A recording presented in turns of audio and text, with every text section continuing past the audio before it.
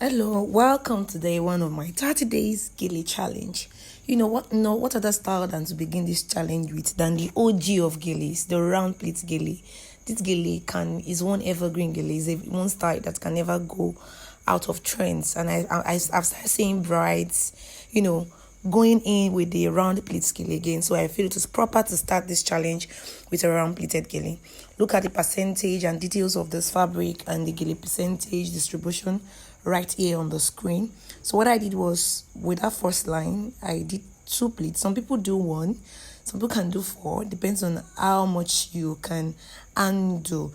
So this gele is not a big gele, it's just a 3 pleated gele. So I did the first 2 pleats, then went in at the back. I brought the short hand goes in right at the back, then longer hand comes under it.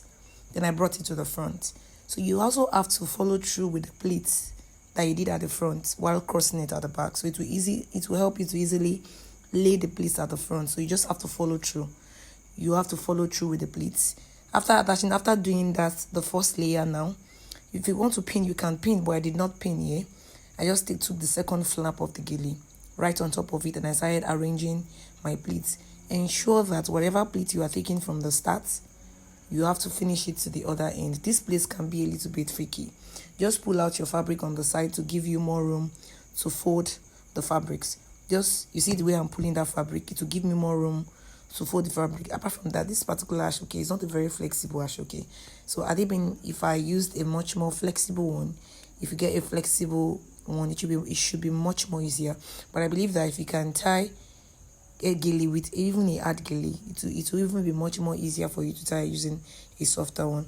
So what I did here was just 4 steps after the initial 2 steps, making 6 steps altogether.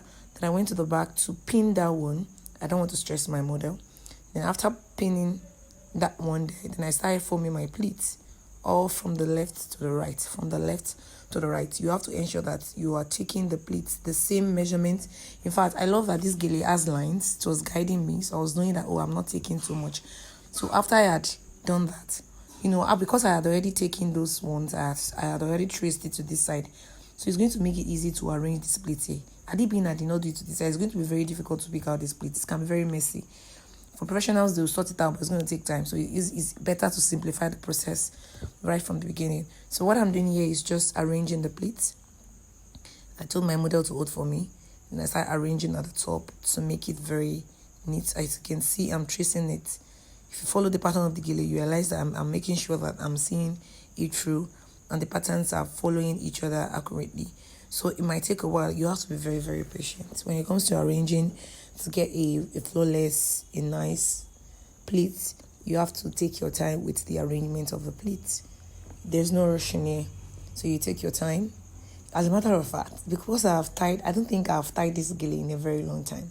We are now tying unconventional geles, all the styles. That's been a while I tied this for anyone, so it was kind of hard tying this again after a long time. But trust me now, I figured it out. So after I did that, I told my model, after arranging, to hold it for me. And I went back to, knitting the back. The neatness of the back is also as important as the front. I hope in my next video I'm going to show you the back, how I did my process at the back. They're almost the same thing, but for now, just bear with me right now. So what I'm doing at the back was trying to knitting it. I didn't tie this gele. All I used was pin and making sure that the 2 sides of the gele, they are equal. I just wrapped it in, pinned it nicely, make sure it is pleasant looking while using a lot of pins. I didn't tie it at all. It was just a pin style. So after I pinned it, I made sure the back is looking nice. It's not too heavy. It is well tucked in. I'm looking at the gele as well, making sure that it is just neat. What I'm basically just doing here is just finishing and smoothing things out. And voila! This is what we have. I still came back.